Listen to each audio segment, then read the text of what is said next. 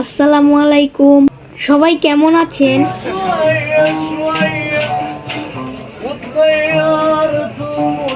আজকে আমরা চলে এসেছি মিশর ভ্রমণের 7 নম্বর পর্বে।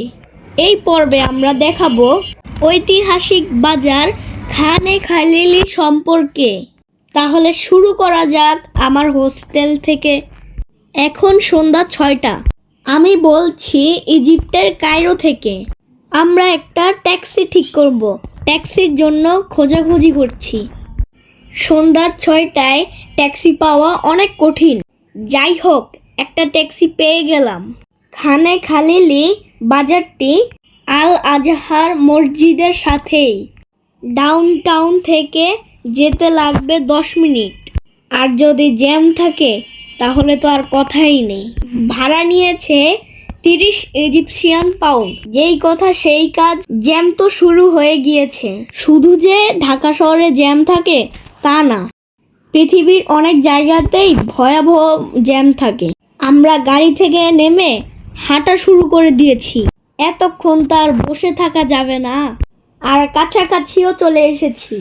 আজ আমি আবিষ্কার করতে যাচ্ছি 600 বছর পুরনো বাজার। ওয়াও, কি বলবো, জাস্ট অসাম। মনে হচ্ছে আলিফ লায়লা দেখছি। শুধু মানুষের কস্টিউমগুলো চেঞ্জ করার দরকার। এবার কথা বলবো ঐতিহাসিক পটভূমি নিয়ে। এই বাজার প্রতিষ্ঠা হয়েছিল 1382 খ্রিস্টাব্দে মামলুক শাসনামলে। আর প্রতিষ্ঠাতা ছিলেন আমির জাহারকাস আল খালিলি। এই জায়গাটিকে বলে ইসলামিক কায়রো।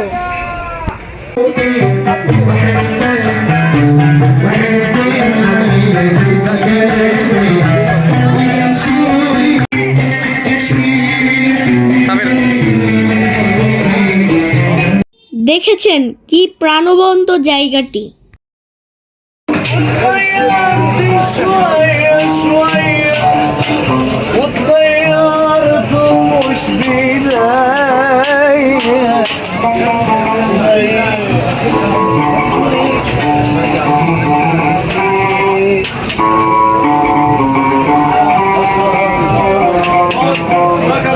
এই জায়গাটি আগে ফাতিমীয় খিলাফতের কবরস্থান ছিল।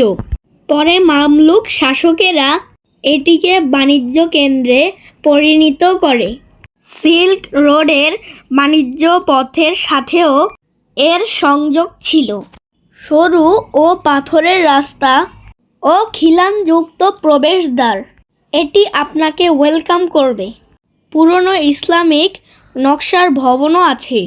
এখানে আসলে দেখতে পাবেন ঐতিহ্যবাহী কাঠের ঝুল বারান্দা। এর কাছেই আছে আল হোসাইন মস্ক। এছাড়া আল আজহার মসজিদ খুব কাছে। এই কারণে এলাকাটি শুধু বাজার নয়, এটি একটি ঐতিহাসিক, ধর্মীয় ও সাংস্কৃতিক অঞ্চল। এতক্ষণ তো দেখলেন কি কি বাজারে পাওয়া যায়। মমি, পিরামিড, বিভিন্ন বাদ্যযন্ত্র, জামা কাপড়, ঐতিহাসিক লাইট, আতর, সুগন্ধি, আরও কত কি কি। মূলত এ বাজারে কি কি পাওয়া যাবে তা এখন বলছি।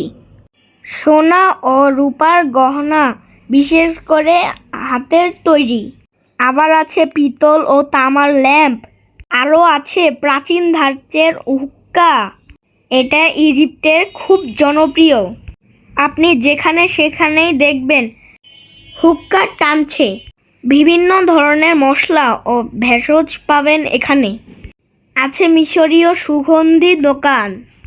আরও পাবেন ফারাওদের প্রতিকৃতি। আর রয়েছে প্যাপিরাস শিল্প। এই যে দেখুন, এই মমিটা আমি কিনবো। এখানে যাই কিনবেন দামাদামি করে কিনবেন। এখানে ট্যুরিস্ট দেখলে দাম বেশি চায়। আরও কিছু জিনিস আপনাদের জানিয়ে দিই।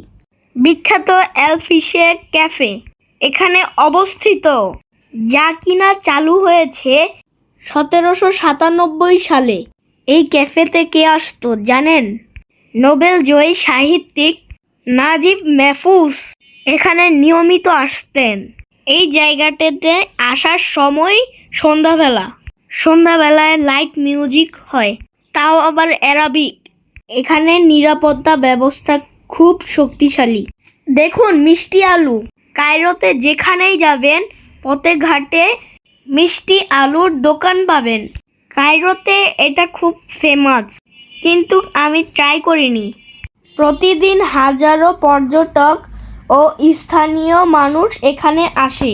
রমজান মাসে বিশেষ আলোকসজ্জা ও উৎসব মুখর পরিবেশ থাকে।